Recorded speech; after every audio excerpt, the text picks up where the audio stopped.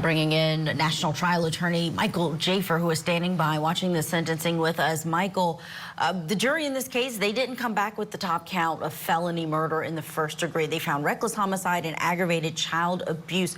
Do you think that should even lessen for the judge what this sentence should be? Because everyone's in agreement, it seems, that the child got a hold of the gun. Yes, it was neglectful and reckless in the way that she acted. But as her attorney said, she, too, is dealing with the tragedy and the loss of her daughter.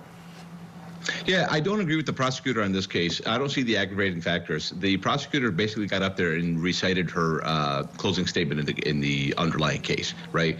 So yes, there's case law in Tennessee that you don't need to have multiple convictions in separate cases. That is pretty clear. But you also have to see that if you are making the argument that there were multiple convictions in that specific case and those are the only convictions, you have to look at the other aggravating factors and you have to look at the relation between these convictions, right? If they were separate convictions. So the case law is also pretty clear in Tennessee that if there are multiple convictions in one case, they have to be for separate and distinct crimes, part of an event. In this case, that's not there. I don't think this judge is going to render a concurrent consecutive sentence. I think this judge is going to do concurrent, meaning the sentences for these two crimes run together. I think this is a human tragedy.